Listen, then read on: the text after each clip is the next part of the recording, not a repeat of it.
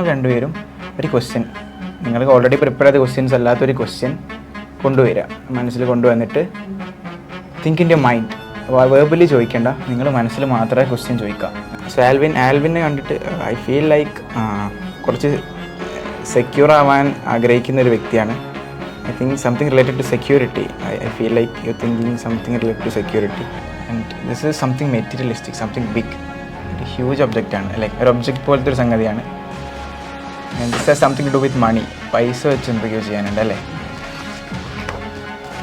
ഇന്നത്തെ question.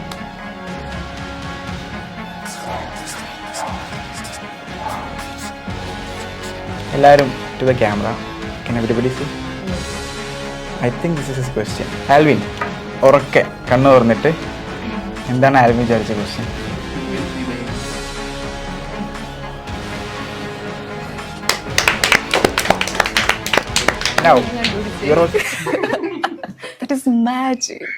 Media ഭാരതിലേക്ക് സ്വാഗതം. നമ്മുടെ അതിഥിയായി ഇവിടെയുള്ളത് mentalist നാഥും mentalist ആയുഷുമാണ്.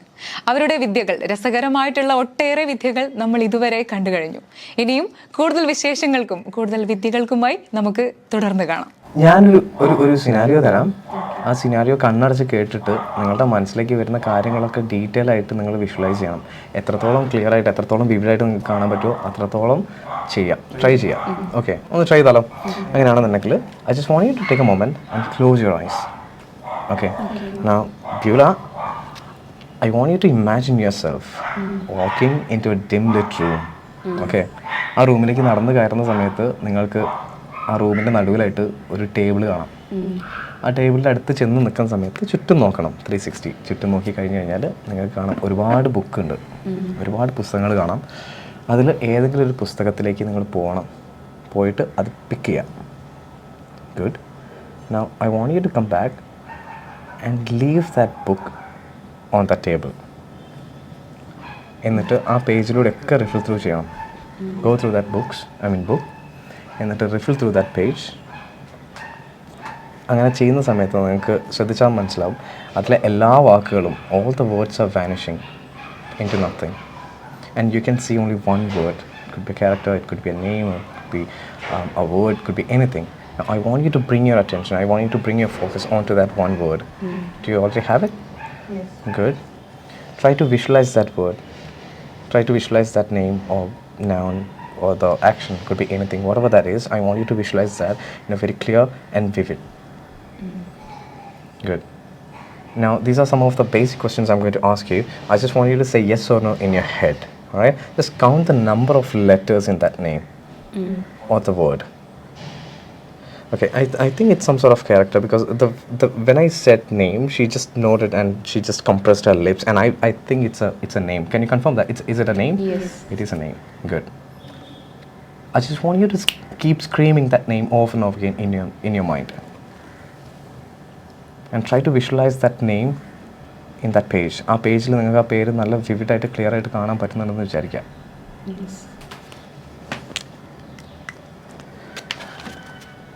Remain your eyes closed.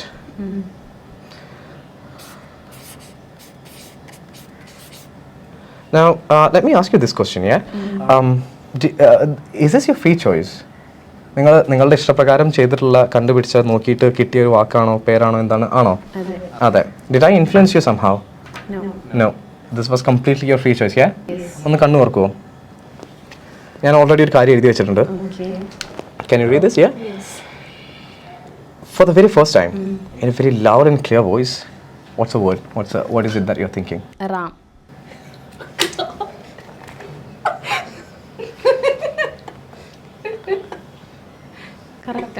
Correct. And you said it's your free choice. Yes.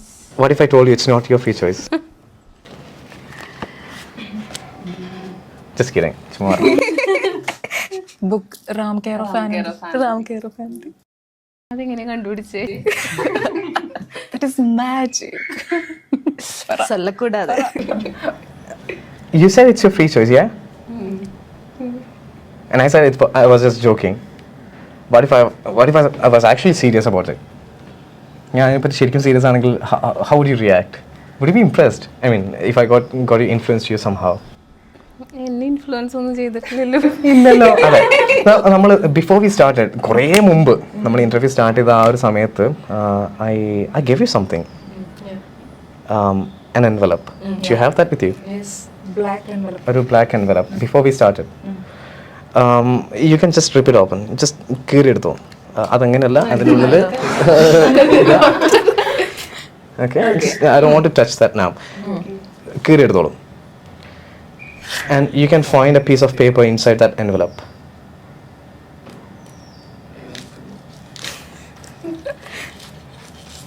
Yes. It's a piece of paper.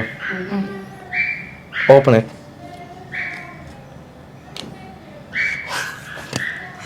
What does it say? The word you will be thinking, Ram. And it's not even my handwritten page or anything like that. You can see this.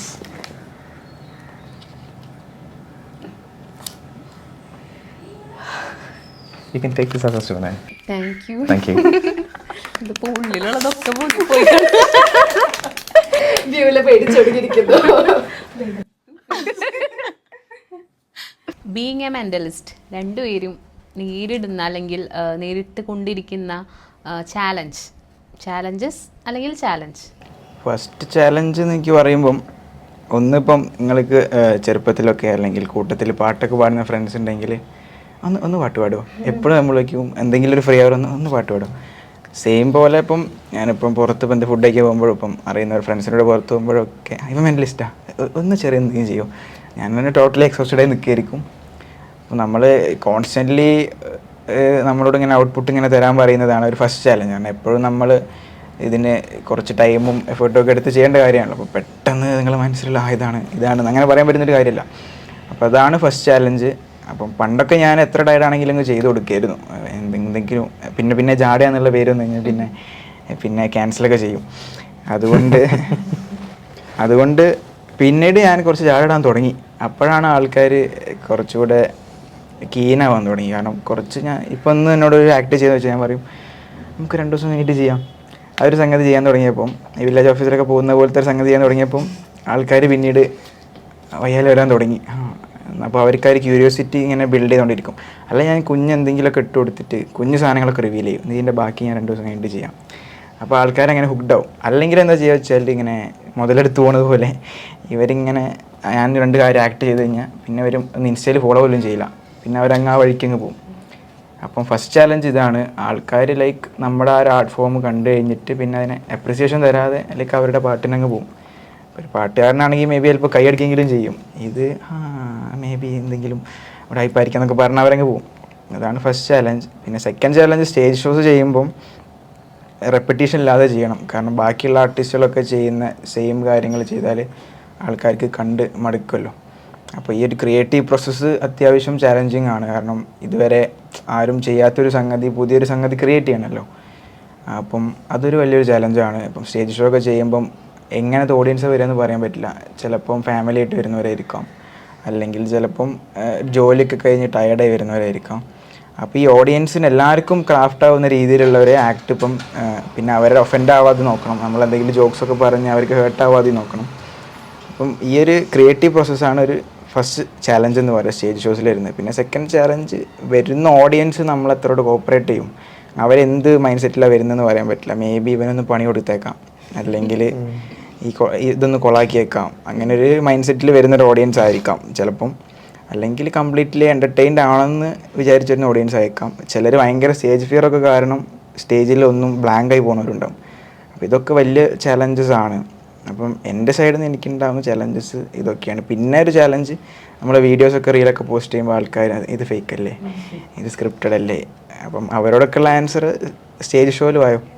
Real ഷോസിൽ കാണുമ്പോൾ നമുക്ക് മുന്നിലിരുന്ന് കാണുമ്പോൾ fake ചെയ്യാൻ പറ്റില്ലല്ലോ. അപ്പോൾ അതാണ് അതിലുള്ള answer. ഇനി ഷിബിൻ, ഒരു കാര്യം ആയിഷ് മെൻഷൻ ചെയ്ത പോലെ തന്നെ ക്രിയേറ്റീവ് ബ്ലോക്ക് വന്നു കഴിഞ്ഞാൽ പിന്നെ ഭയങ്കര ബുദ്ധിമുട്ടാണ്. കാരണം ഒരേ കാര്യത്തിന് പുതിയ പല രീതിയിൽ തന്നെ പുൾ ഓഫ് ചെയ്യണമെന്നുണ്ടെങ്കിൽ അല്ലെങ്കിൽ ആളുകൾക്ക് പ്രസൻറ്റ് ചെയ്യണമെന്നുണ്ടെങ്കിൽ ഒരുപാട് റിസർച്ച് വേണം, അപ്പോൾ ഒരുപാട് ടൈം വേണം. അപ്പോൾ ആ ടൈം അതിലേക്ക് കൊടുക്കുന്ന സമയത്ത് ഇറ്റ്സ് ക്വൈറ്റ് ഫ്രസ്ട്രേറ്റിംഗ് ഒരു പോയിന്റ് കഴിഞ്ഞ് കഴിഞ്ഞാൽ. കാരണം ഒബ്വിയസ്ലി ആ ഒരു ക്രിയേറ്റിവിറ്റി ബ്ലോക്ക് വന്നു കഴിഞ്ഞാൽ എന്തായിരിക്കും സംഭവിക്കുക എന്നുള്ളത് അറിയാലോ. നിങ്ങളൊക്കെ ഇപ്പോൾ ഇതുപോലെ ക്രിയേറ്റീവായിട്ട് വർക്ക് ചെയ്യുന്ന ആളുകളാണ്. അപ്പോൾ നിങ്ങൾക്ക് എല്ലാവർക്കും ഭയങ്കരമായിട്ട് റിലേറ്റ് ചെയ്യാൻ പറ്റും. കാരണം ഒരു പോയിന്റ് കഴിഞ്ഞ് കഴിഞ്ഞാൽ അയ്യോ എന്നുള്ളൊരു അവസ്ഥയിലേക്ക് എത്തും. അപ്പോൾ അതിന് ഒരുപാട് ടൈം ഇൻവെസ്റ്റ് ചെയ്യണം. ആ ഒരു ഇൻവെസ്റ്റ് ചെയ്യുന്ന ടൈം അത്രത്തോളം പ്രൊഡക്റ്റീവ് ആക്കിയിട്ട് കിട്ടിയിട്ടില്ല എന്നുണ്ടെങ്കിലുള്ള ഒരു ബുദ്ധിമുട്ട്. പിന്നെ ആർട്ടിസ്റ്റ് ആയിട്ട് നിൽക്കുന്ന സമയത്ത് ഇതൊന്നും ഇല്ല എന്നുണ്ടെങ്കിൽ കിട്ടുന്ന ഒരു പ്രൊഡക്ടിവിറ്റി ഗിൽറ്റ്, ഇതൊക്കെയാണ് അതിന് ഏറ്റവും കൂടുതൽ വരുന്നൊരു ചാലഞ്ച്. പിന്നെ സ്റ്റേജിലാണെന്നുണ്ടെങ്കിൽ പെർഫോം ചെയ്യുന്ന സമയത്ത് ഹെക്ലേഴ്സിനൊക്കെ ഡീൽ ചെയ്യുന്ന സമയം അത് ഇറ്റ്സ് ആക്ച്വലി ക്വൈറ്റ് ഫൺ ഒരു രീതിയിൽ പറയുകയാണെന്നുണ്ടെങ്കിൽ. കാരണം ഓക്കെ, നമ്മളെന്താ ചെയ്യുന്നത് കണ്ടുപിടിക്കാൻ വേണ്ടി വരുന്ന ആളുകളാണ് സ്റ്റേജിലേക്ക്. ഇത്രയും വലിയ ക്രൗഡിൻ്റെ മുമ്പിലേക്ക് ഒരാൾ സ്റ്റേജിലേക്ക് വരുന്നത് നമ്മളെന്താ ചെയ്യുന്നത് എന്നുള്ളത് എൻജോയ് വരുന്നതല്ല, പക്ഷേ he just want to ruin the act for the entire audience. അങ്ങനെ ആ ഒരു രീതിയിൽ വരുന്ന ആളുകളുണ്ട്. അപ്പോൾ അവരൊക്കെ ആ ഒരു സിറ്റുവേഷനിൽ കുറേ ചാലഞ്ചിങ് ആണ് പിന്നെ അത് ടാക്കിൾ ചെയ്യാന്നുള്ള. പിന്നെ പേഴ്സണലി എനിക്ക് ഉള്ളൊരു ചാലഞ്ച്, ഏറ്റവും കൂടുതൽ ഉള്ളൊരു ചാലഞ്ച് എന്താ വെച്ച് കഴിഞ്ഞാൽ അക്കാഡമിക്കലി പോകുന്നത് സൈക്കോളജി എന്നുള്ളൊരു ഫീൽഡിലായതുകൊണ്ടും മെൻ്റലിസം ഒരു പാഷനാക്കി എടുത്തുകൊണ്ടും ഇതിൻ്റെ രണ്ടിൻ്റെ ഇടയിലുള്ളൊരു ആ ഒരു തിൻ ലൈൻ ഉണ്ട്. അത് രണ്ടും എന്താ പറയുക കൂട്ടിമുട്ടാതെ നോക്കുക എന്നുള്ളതാണ് ഇതിൽ ഏറ്റവും വലിയൊരു ബുദ്ധിമുട്ട്. ആൾക്കാരിലൊരു കൺഫ്യൂഷൻ കോസ് ചെയ്യും. ഓക്കെ, ഒരു സൈക്കോളജി പ്രാക്ടീഷണർ മെൻ്റലിസത്തിലേക്ക് വരുമ്പോൾ ഓക്കെ സൈക്കോളജി പഠിച്ചാൽ അപ്പോൾ മെൻ്റലിസ്റ്റ് ആവാം അല്ലേ എന്നുള്ളൊരു ചോദ്യം കുറേ ആളുകൾക്ക് വരാറുണ്ട്. അപ്പോൾ അതുകൊണ്ടാണ് ഞാൻ ആ ഒരു സ്റ്റേജ് നെയിമിൽ തന്നെ അങ്ങനെ തന്നെ പോയത്. Because I just don't want to cause any confusion. ആളുകൾക്ക് okay Shibin Harinath is a psychology practitioner, he's a different person, different persona. അത് അക്കാഡമിക്കലി അങ്ങനെ പോകുന്ന ഒരാളാണ്. പക്ഷെ മെൻ്റലിസ്റ്റ് നാഥ് എന്ന് പറയുന്നത് he's a mentalist, he's a mind reader. അപ്പോൾ ആ ഒരു പേഴ്സണാണ് എനിക്ക് അങ്ങനെ കീപ്പ് ചെയ്യാനും ഇത് ഇങ്ങനെ തന്നെ കീപ്പ് ചെയ്യാനാണ് എനിക്കിഷ്ടം. ഇപ്പോൾ സപ്പോസ് എന്തെങ്കിലും ഇപ്പോൾ നമ്മൾ സൈക്കോളജി റിലേറ്റഡ് ആയിട്ടുള്ള ഒരു തീസിസ് ചെയ്യുകയാണെങ്കിൽ എനിക്ക് അവിടെ ക്ലെയിം ചെയ്യാൻ പറ്റില്ല ഞാനൊരു മെൻ്റലിസ്റ്റ് ആയതുകൊണ്ടാണ് ഞാൻ ഇത് ചെയ്യുന്നത്, അല്ലെങ്കിൽ സൈക്കോളജിസ്റ്റ് ആയതുകൊണ്ട് എനിക്ക് മൈൻഡ് റീഡ് ചെയ്യാൻ പറ്റും എന്നുള്ള ക്ലെയിം ചെയ്യാൻ പറ്റില്ല. പക്ഷേ ആളുകൾക്ക് അങ്ങനത്തെ ഒരു എന്താ പറയുക ഒരു മിഥ്യാധാരണ വരാൻ സാധ്യത കൂടുതലായതുകൊണ്ട് I just keep A fair line between both. അപ്പോൾ അത് കൊണ്ട് നടക്കാൻ മെയിൻറ്റെയിൻ ചെയ്യുക എന്നുള്ളതാണ് അതിൽ ഏറ്റവും വലിയൊരു ബുദ്ധിമുട്ട്. കാരണം ഒരു സമയം കഴിഞ്ഞാൽ ചിലപ്പോൾ ഐഡൻറ്റിറ്റി ക്രൈസിസ് ഒക്കെ ഫോം ചെയ്യും. കാരണം നമുക്കെന്നെ തോന്നും ഓക്കെ ഇതിങ്ങനെ തന്നെ പോയാലോ, ഇങ്ങനെ തന്നെ പേര് ഇങ്ങനെ തന്നെ ഷിബിൻ ഹരിനാഥ് തന്നെ വെച്ച് പോവാം, അല്ലെങ്കിൽ മെൻ്റലിസ്റ്റ് നാഥ് എന്നുള്ള പെർമനൻ്റ് ആയിട്ട് അങ്ങനെ തന്നെ വെച്ചേക്കാം എന്നുള്ളൊരു നമുക്ക് ആ ഒരു ക്രൈസിസ് ഒക്കെ ഫോം ചെയ്യും. തുടക്കത്തിലുണ്ടായിരുന്നു. പക്ഷേ ഇപ്പോൾ അതങ്ങനെ പോകുന്നുണ്ട്. കാരണം ഇപ്പോൾ ആണെങ്കിലും കുറേ കൂടെ അവെയറായി തുടങ്ങി. സൈക്കോളജിസ്റ്റുകളല്ല മെൻ്റലിസ്റ്റുകൾ, അല്ലെങ്കിൽ മെൻ്റലിസ്റ്റുകൾക്കൊക്കെ സൈക്കോളജിസ്റ്റ് ആവാൻ പറ്റില്ല, അല്ലെങ്കിൽ ആ ഒരു രണ്ട് ഡിഫറെൻറ്റ് നീഷാണ്, രണ്ട് ഡിഫറെൻറ്റ് ഏരിയ ആണെന്നുള്ളത് ആളുകളും അവെയറായി തുടങ്ങി. അതുകൊണ്ട് അത് ഇപ്പം അങ്ങനെ പറ്റുന്നുണ്ട്. അതാണ് ഒരു വലിയ ചാലഞ്ച്. നമ്മൾ അനുഭവിക്കുന്ന ഒരു പെയിൻ അത് ഇല്ലാതാക്കാനായിട്ട് പറ്റുമോ ഇതുവഴി? മെൻ്റലിസം വെച്ചിട്ടാണോ? ഇല്ല, ഹിപ്നോസിസ് വെച്ചിട്ട് പറ്റും. ഹിപ്നോതെറാപ്പിയിൽ വളരെ വ്യക്തമായിട്ടുള്ളൊരു ഏരിയ ഉണ്ട്, പെയിൻ മാനേജ്മെൻറ്റ് എന്ന് പറഞ്ഞിട്ട്. പെയിൻ മാനേജ്മെൻറ്റ് അതിൽ നമുക്ക് കാറ്റലപ്സി അല്ലെങ്കിൽ ആ ഒരു കാര്യത്തിന് പറയുന്നതാണ്, നമ്മൾ ഇൻഡ്യൂസ് ചെയ്യുന്ന ആ ഒരു കാര്യത്തിന് പറയുന്നതാണ് കാറ്റലപ്സി. അല്ലെങ്കിൽ ഇപ്പോൾ ഒരു ഓർമ്മ റിലേറ്റഡ് ആണെന്നുണ്ടെങ്കിൽ അംനേഷ്യ, അങ്ങനത്തെ കുറച്ച് കാര്യങ്ങളുണ്ട്. അപ്പോൾ നമുക്ക് കേട്ടിട്ടുണ്ടോയെന്നറിയില്ല, ഒരു സമയത്ത് പല സ്ഥലത്ത് ഇപ്പോഴും ഡെൻറ്റിസ്റ്റുകൾ ഹിപ്നോസിസ് യൂസ് ചെയ്യുന്നുണ്ട്. എന്തിനാന്ന് വെച്ച് കഴിഞ്ഞാൽ അനസ്തേഷ്യ കൊടുക്കാതെ പെയിൻ റിലീഫിന് വേണ്ടിയിട്ട് ഹിപ്നോസിസ് യൂസ് ചെയ്യും. അപ്പോൾ പെയിൻ നടക്കുന്നത് ഇവിടെയാണ്. ഇവിടെ നിന്നൊരു ഇൻഫർമേഷൻ അല്ലെങ്കിൽ ഒരു സ്റ്റിമുലസ് അവിടെ പോയിട്ട് അത് ബ്രെയിൻ പ്രോസസ്സ് ചെയ്യുമ്പോഴാണ് നമുക്ക് എന്തുണ്ടാവുന്നത്, പെയിൻ എക്സ്പീരിയൻസ് ചെയ്യുന്നത്. അപ്പോൾ അതിനെ നമുക്ക് കൺട്രോൾ ചെയ്യാൻ പറ്റിക്കഴിഞ്ഞാൽ അങ്ങനെ ഇരിക്കും. അപ്പോൾ ഡെൻറ്റിസ്റ്റുകൾ അങ്ങനെ ചെയ്യുന്നുണ്ട്. അതുപോലെ നിങ്ങൾ ഗൂഗിൾ ചെയ്ത് കഴിഞ്ഞാൽ ഹിപ്നോബർത്ത് എന്ന് സെർച്ച് ചെയ്ത് കഴിഞ്ഞാൽ ഒരു ഡീറ്റെയിൽ ആയിട്ടുള്ള ഒരു എക്സ്പ്ലനേഷൻ വരും. ഹിപ്നോസിസ് വെച്ചിട്ട് അല്ലെങ്കിൽ ഹിപ്നോതെറാപ്പി വെച്ചിട്ട് ബർത്ത് കൊടുക്കുക. ഇൻ ദ സെൻസ് അനസ്തേഷ്യ കൊടുക്കാതെ പേഷ്യൻറ്റിനെ ട്രാൻസിലിരുത്തിക്കൊണ്ട് ഈ സർജറി അല്ലെങ്കിൽ ചൈൽഡ് ബർത്ത് സംഭവിക്കുന്ന ഒരു പ്രോസസ്സാണ് ഹിപ്നോബർത്ത്. അത് ചെയ്തിട്ടുള്ള ഒരു ഇൻ്റർവ്യൂവിലോ മറ്റോ ഞാൻ കേട്ടിട്ടുണ്ട്. ഒരു കീത് ബറി എന്ന് പറഞ്ഞിട്ടുള്ള ഫേമസ് മെൻ്റലിസ്റ്റ് ഉണ്ട്, he's A Scottish mentalist.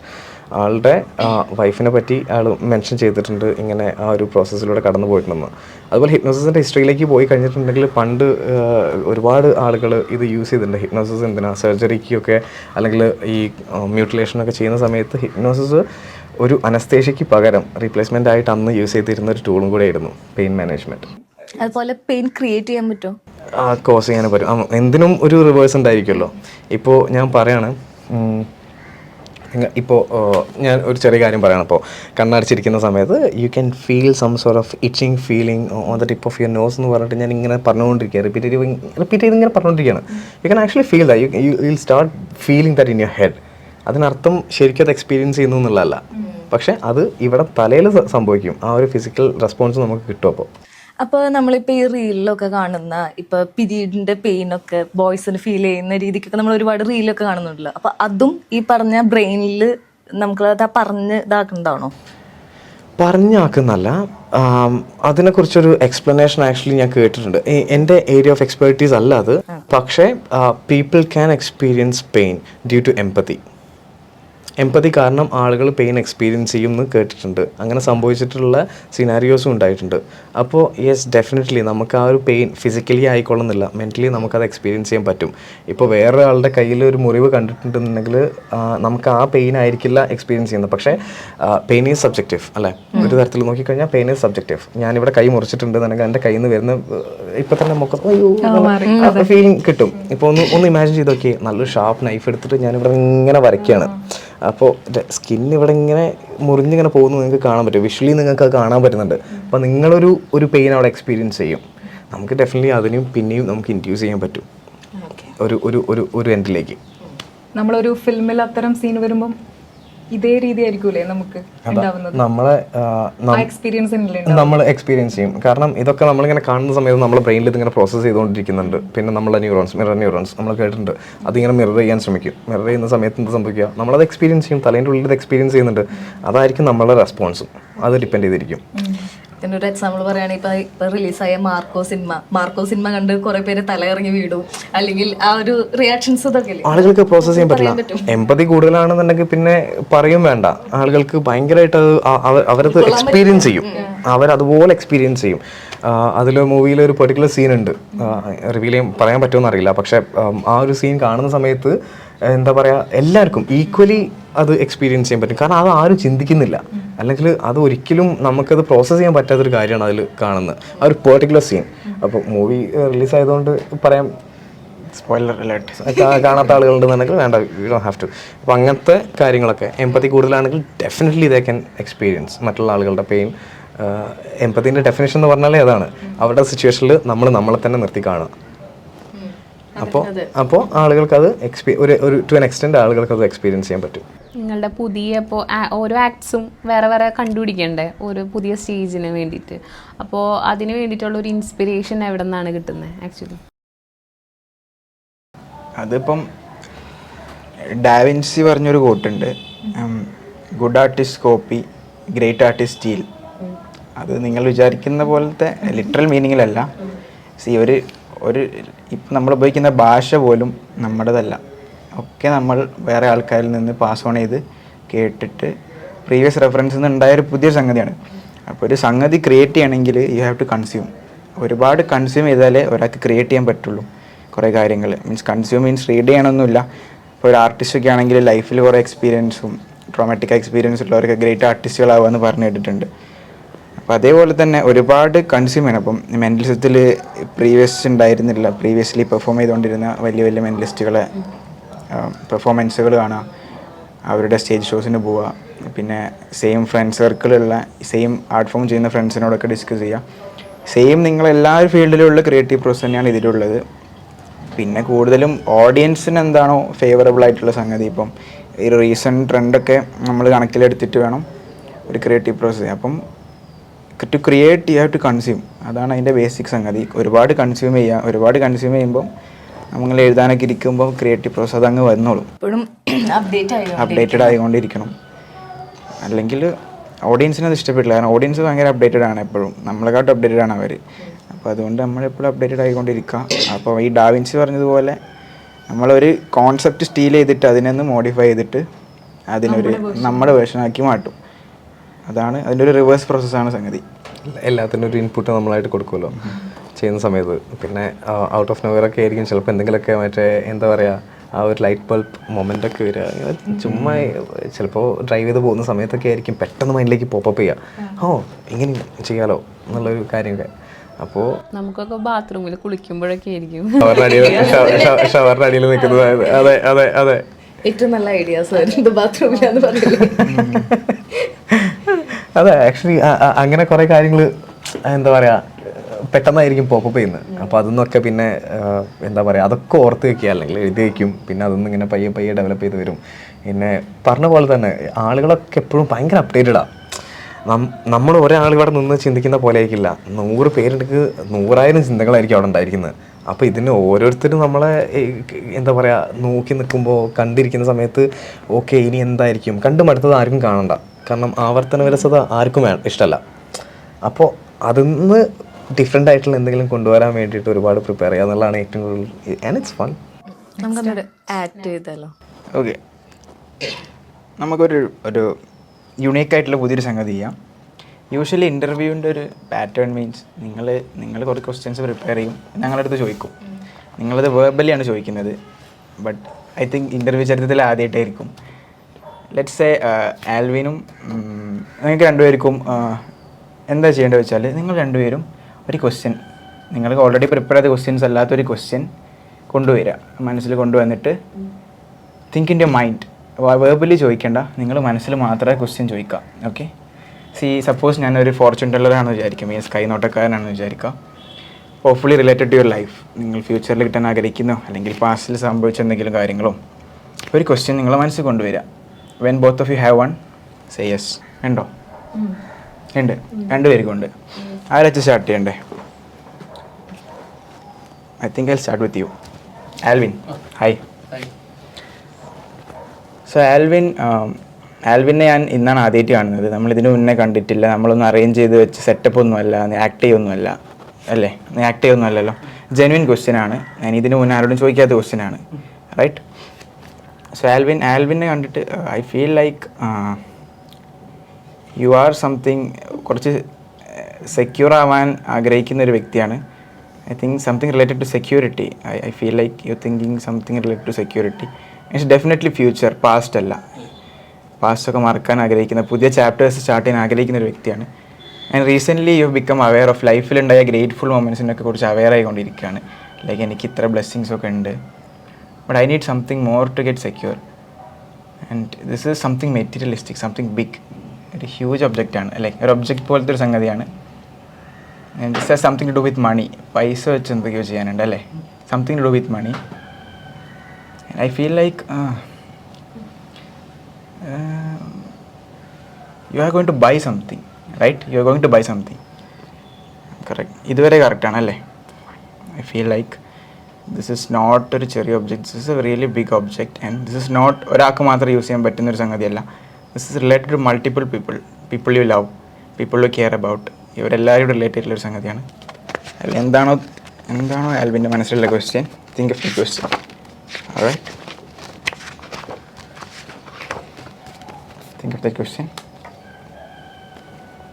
I might be wrong, but I might be right. നിങ്ങൾ ഡിസൈഡ് ചെയ്യേണ്ടത്. ഐ തിങ്ക് ആൽവിൻ ഒന്ന് കണ്ണടയ്ക്കാവോ?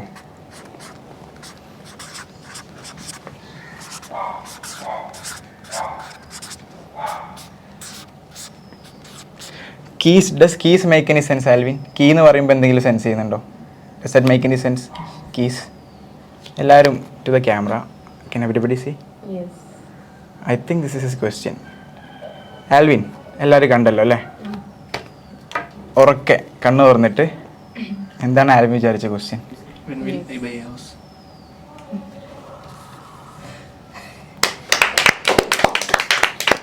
Now, you are also thinking of something, right? I feel like ഞാൻ എഴുതുന്നില്ല. This is also something related to future, right? Future ആണ്. And from the way you're dressed, I feel like you like to be ഒരു government ഫീൽഡിലേക്ക് പോകാൻ താല്പര്യമില്ല അല്ലേ? Does that make any sense? ഇല്ല. And you want to be in around കുറേ പീപ്പിളുടെ ഇടയിൽ you want to shine out, right? എക്സെപ്ഷനായി നിൽക്കണം എന്ന് ആഗ്രഹിക്കുന്നുണ്ട്. Different from the rest of the crowd. ബാക്കിയുള്ള ആൾക്കാരിൽ നിന്ന് ഡിഫറെൻ്റായി നിൽക്കണം എന്ന് ആഗ്രഹിക്കുന്ന ഒരാളാണ്. This is something related to your profession as well. And you want to influence, ഒരുപാട് പേരെ ഇൻഫ്ലുവൻസ് ചെയ്യണമെന്ന് തോന്നുന്നു. Like this is not related to you alone. Maybe a company, Maybe a corporate? Yes. You're nodding there. It's yes. I feel like, do you want to motivate and inspire? കുറേ ആൾക്കാരെ motivate inspire ചെയ്യണമെന്ന് ആഗ്രഹിക്കുന്ന ഒരു വ്യക്തിയാണ് അല്ലേ? അല്ല. Okay, so this is related to yourself. Like നിങ്ങൾക്ക് ലൈഫിൽ ആഗ്രഹിക്കുന്നുള്ളൊരു സംഗതിയാണ്. ഇത് ഞാൻ എഴുതാം. ഐ തിങ്ക് അതായിരിക്കും ഒരു സസ്പെൻസ് ഉണ്ടാവുള്ളൂ. ഓക്കെ, ഒന്ന് കണ്ണടയ്ക്കാവോ?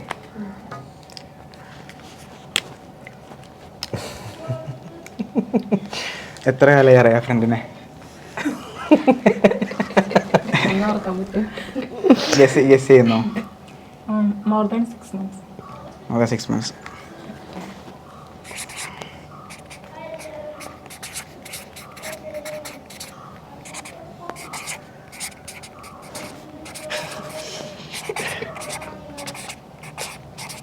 കണ്ണ് തുറക്കല്ലേ, ഞാൻ പറയാം കണ്ണ് തുറക്കാൻ. എല്ലാവർക്കും കാണാവോ? വായിക്കാവോ? ഉറക്കെ വായിക്കരുത്. Okay, everybody see. So in your nicest clearest voice കണ്ണ് തുറന്നോളൂ. എന്താണ് question? Will I be a business magnet?